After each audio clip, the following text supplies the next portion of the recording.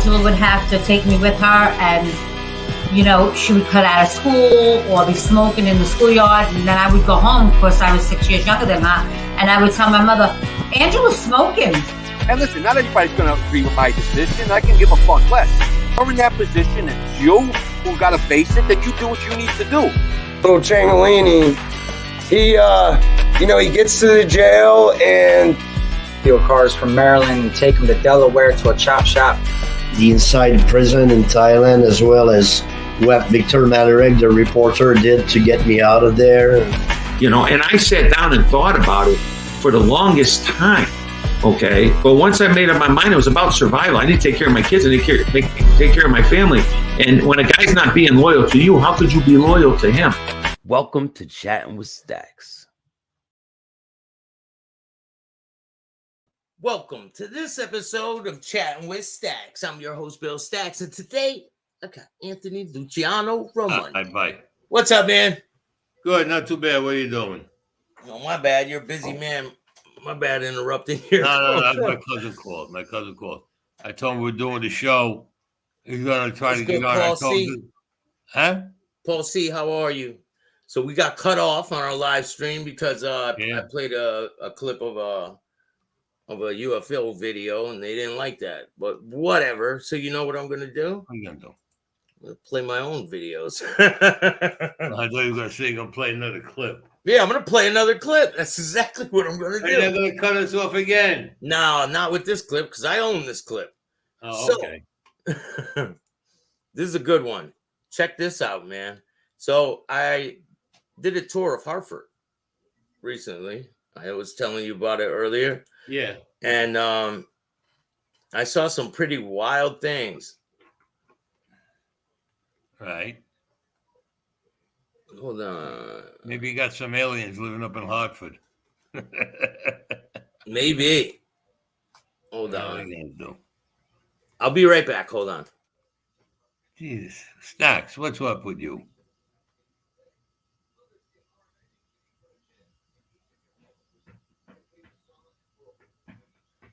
All right. I'm back. You change your shows. Yeah, what? I took a trip out to Hartford, and I was like, let me see what I get into out here. And I got a pretty wild trip. So check this out.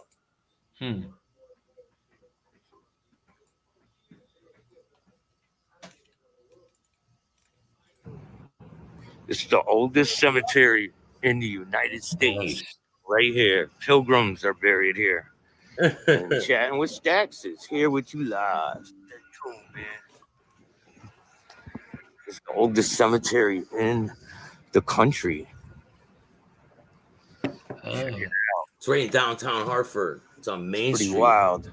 What's up, RV Docs, Paul C. Everett? What's up, man? You know where they got cemeteries too, Staxx? There's a cemetery in Prospect Park. Where? Prospect Park. There's a cemetery. Prospect Park. Yeah, that's in Brooklyn. Prospect Yeah, Park. I'm sure. But this is one of the oldest cemeteries in the country that's like recognized. How many years does that go back? I think 1600s or earlier. That sounds like about the one in Prospect Park. It was a family. Connecticut is where the whole country originated. So I'm gonna show you. Watch it. The tour I took. It's pretty crazy old tombstones. Fast forward through the cemetery part, but watch this. Stuff to come. Watch the old state house. Sammy Grosso in Hartford.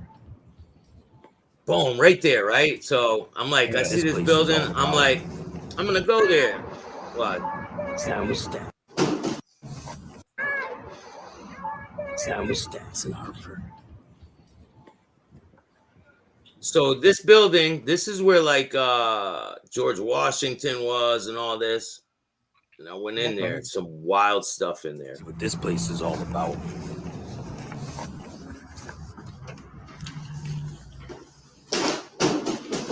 But you ain't expecting this. Wow. What's up, everybody? It's Bill Staxx, and I'm in the State Building. I got all access pass to go up in here and show you guys around. Nice. So Stay tuned. Chatting with Staxx. It's about to get real. Not bad. Watch, they got the scales of justice, man. On top of stairs. Yeah. You ever notice that the scales of justice, she's got her eyes wrapped closed because she's blind? Yeah, she's blind as hell. Watch it. It shows you going back into the rope, man. This is where George Washington was. Look at this place. Holy shit, man. We kept it up good after all them years, let me tell you. Oh, yeah, they did. Make sure you guys hit the like button. Put the bell on all. Outside, they got the old windows, you can see. I mean, take you around this building. They got a taxidermy room. Watch. Yeah, look, she's blindfolded. Yeah. Justice is blind. Exactly. Justice is not blind, man. If you got money, you good. If you don't, fuck. It's blind. Yeah. Yeah, if you got money, it's blind. If you don't, it sees you. You're screwed. Watch this. So where's the taxidermy room? This is where it's coming up right after this room. It's pretty wild. Watch this. Is crazy.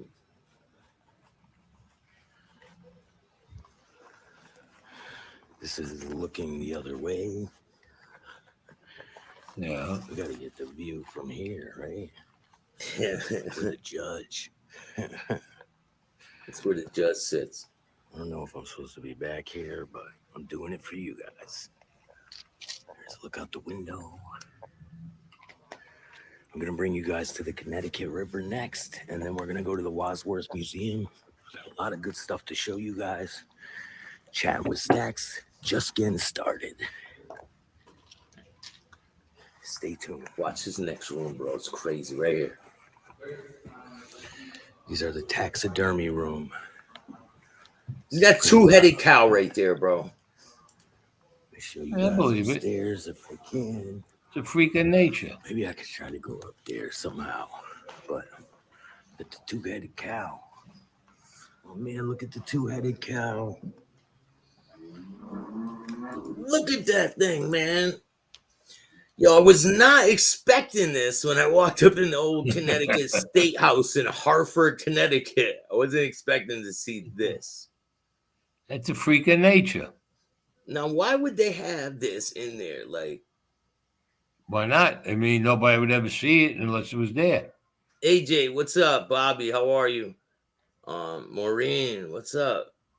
Hartford does have an amazing history. It really does. Yeah. There was a lot of mafia guys out here too. Wild Bill, Wild Man Grosso, right? Well, there was Billy Grosso, and his cousin name was Billy also Grosso.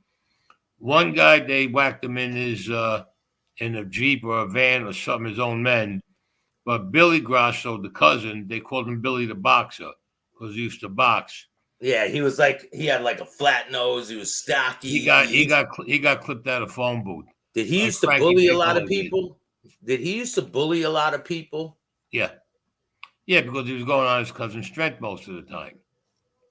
Yeah, he was running around. He had control of Hartford and a lot of it was kind of like a freelance city basically it was him and his cousin. And when you would say Billy, you would say Billy G, meaning Billy Grosso, or if you said Billy the Boxer, that meant his cousin. And that's who he took care of, and that's who they, that's who got it also. They got the both of them. I think they got them, I'm not sure. I think they might have got them in the same year. Or ahead of time. I'm not sure. One of them got shot in Manchester, I believe, in a phone booth. Got murdered in a phone booth in Manchester, Connecticut. Right? One of them got it in the phone booth. That was the cousin, Billy the Boxer. And then Billy himself, he got it in his own men killed him. I think I heard two different stories. I heard they were in the van, they were in a car, and his own people got the okay to clip him. So his own crew clipped him. Now, Frankie Piccolo used to be the head of the Gambino family, and he got whacked. And then who took over was a guy I was very close with, was Tommy DeBreezy. And Tommy, we did time together, me and Tommy, but I knew him a long, long time. And then when Tommy came home, he had, what do you call it? He had a lot of parole. And the story that I got was that Sammy the Bull sent a call for him to come in. And he says, how am I going to come in? I got the FBI following me all over the place. And so Sammy took exception to that. And they said the guy who clipped him was, what was his name? Anthony McGaley, they said they called him. Or Tony Stanford, they said was the guy who clipped him. Because because Sammy gave the order. But the guy had a ton of heat around him. So how you going to go there? He's going to come in and see you, and he's going to drag the FBI with him too. And then if something happens, you're going to say, "Oh, you brought the FBI down." But he did the right thing. But they didn't. But Sammy didn't want to know nothing. Grosso's reign of terror. Grosso was a wild dude. He was running around collecting money, strong-arming people, shooting people. He didn't give a shit, man. Yeah, but he used to send an envelope down to New York every Sunday morning. And he probably sent a nice fat envelope this way, too. It was a good size. It was a good size. See, there was a place in Connecticut on exit 11, I believe it was. Exit 11. I think it's called Minars, Connecticut. It used to be a Holiday Inn. And then they turned around and they called it the Drangoon Racket Club. There was a girl that I met there. Her name was Sandra Henning. And she worked there. She was the, like the hostess and everything. Yeah. So me and my cousin Mac used to go up there every Sunday morning, meet with Billy the Boxer, pick up the envelope and discuss what we had to discuss. So one day, we go up there on a Sunday, and she turns around and she says, "Can I speak to you?" I said, "Yeah, what?" She told me that. She goes, "Where you sit," she says, "the boss of the place was there with two guys. They opened up the wall. They did something in the wall." I said, "All right, I appreciate it." Now, her brother owned, her brother's name was Dave Springer. He owned Springer Pavement up there, up in Connecticut. I said, "Okay, no problem." And she had a brother named Alex also. I walk over to my cousin. He's sitting at the table. I just come outside. We got to smoke outside. It was good. I said, "No, let's go outside to smoke." So he caught it. He says, "What's going on?" I said, "Sandy told me." I told him what Sandy told me about the guys being there. So what happened, Billy the Boxer comes up, and I tell him, "Listen, we can't meet here. What we'll do, we'll go to Fairfield." A friend of ours, Angelo, owned a club. It was a dinner club where you see live entertainment, dancing, and dinner. It was in Fairfield, Connecticut. And we went over there. We used to meet over there. I can't remember the name of the place. It's in my book. I can't remember the name of the place right now. It escapes me. But we used to go to Fairfield. Oh, the Rustic Router. That's what it was called. The Rustic Router. And this guy, Angelo, was a friend of ours. He owned it. So we would go there every Sunday. But now, the Rustic Grotto in Fairfield, I think it was exit 22 or 24. I can't remember which one it was, either 22 or 24. So it was a longer ride to go to pick up the envelope, because we were doing business back and forth with the bookmaking. But you know what? I'd rather be safe than sorry. I don't mind driving the extra, say, 15 exits to go. Better be safe than sorry. And then we got the word that Billy the Boxer got involved, and the word came down that he got involved in a dope deal. All right, that he got pinched for drugs. And they all wondered why he was out. And then somebody had a connection somewhere who knew somebody, and they brought a tape. And the tape was Billy talking to the agents, saying, talking about people. He's talking about, that he sends money to New York. He was talking about Tommy DeBreezy. He was talking about Frankie Piccolo. And then next thing I know, the word came down, and he went to make his call one day, and somebody blasted him right there. Is this it right here? Which one is that now? No, the Holiday Inn was on exit 11. This was in Fairfield, the Clam Box. Do you remember this place? No. It wasn't the Clam Box. No. You remember this guy? It was this guy the bartender? Was this guy the bartender? It looks like it. But this was called the Rustic Router in Fairfield, Connecticut. We're talking like this was in the 70s. In the 70s and in the 80s when we used to go back and forth. Here's Grosso, right? Well, that's him at a much, much younger age. That's Billy. Not the boxer, that's Billy. There he This is. is the other one, right? So these are two different people. Yeah. Yes. I think people get them confused. I think they were cousins. They were cousins that looked a lot alike. But Billy the boxer was younger than Billy, than the original Billy. Let's put it that way. They would call him Billy the boxer right here, right? This guy. It was either him or the other one. No, him. He was the one they called Billy the boxer. He was the one they called Billy the boxer. Looks like he got his nose straightened out a couple times. But he was let me tell you, he was a boxer guy. And the guy was fucking good. Let me tell you. The guy hit you, he put you down with no problem. But what happened when his cousin, Billy Grosso, talked to him and he decided that, hey, you know what do I need the boxing for? I can do this, it's better. And he brought him in and he made him. The cousin made him and everything. Frankie Piccolo gave the all right for over there. And they all were doing what they were doing. They were making a lot of money back then, man. They had full reign of Connecticut. Connecticut was wide open. Tons of money. They had Springfield, right? The part of Springfield. Yeah. They were up there. They were in South Boston. Everybody in the families in Connecticut had to give the okay for Billy the Boxer to be made. Otherwise, it couldn't be made. If one family had a beef with him, they couldn't make him until it was straightened out. And if it never gets straightened out, he never gets made. Yeah, definitely. Yo, hold on. I'll be right back. Hey, keep talking. I'll be right back, all right? All right. But you got to look up the old history of Fairfield, Connecticut, the Rustic Router. It was a great place to go. We used to go up there on a Sunday morning. Sometimes I'd want to stay over, and I used to go up there on a Sunday night. The food in the place was delicious. I'm telling you, unbelievable. You had dancing, you had live music, the drinks. Forget about the drinks. And he also had a motel on the property, Angelo. So if we went up on a Saturday night, we stood over. He gave us rooms for me and my cousin. Because Angelo was a friend of ours. But he was good. He was good up there in Fairfield. Hey, tell them the story about the Corvette when you were in Connecticut that time. The girl Sandy, that it tipped me off to what was going on. Like I said, I became good friends with her and everything, and I started dating her. And this is back in the 70s. So what happened? She introduced me to her brother Alex, and I met her brother, for Springer Pavement, her brother Paul and them. She lived in East Norwalk. Now, when you came on the road, all the houses I noticed were up on like little mountains, little hills.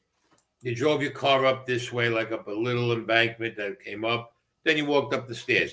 Right across the road on the other side, there was what they called it. I think they call it a mill pond. And they have the Oyster Festival there every year. I believe they still have it going on now. Yeah, they do, yeah.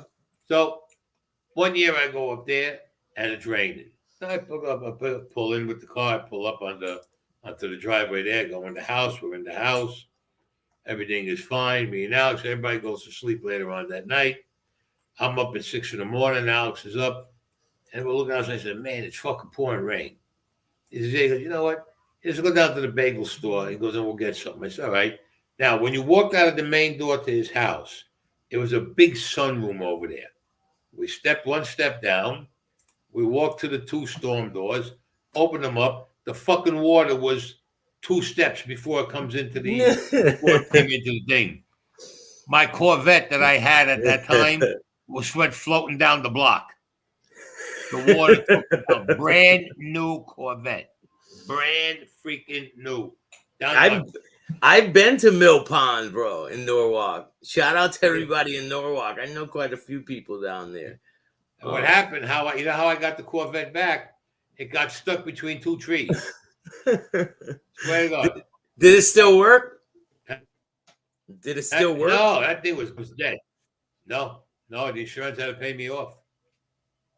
I mean, the car, literally all I saw was a little bit of the roof as it was just going down the road, floating down the road with other cars. I said, you gotta be kidding me. We were there. We were at the house there for about 3 days before the water went down. Then we go and we're walking. There's mud all over the place. And a brother, a brother spots the car. Our brother Alex spots the car. He goes, ain't that your car? He goes, that looks like your car. I said, what do you mean it looks like? I said, this is my fucking car. Stuck between 2 trees. Yankees for life. What's up, man? Shout out to you, bro. Let me tell you.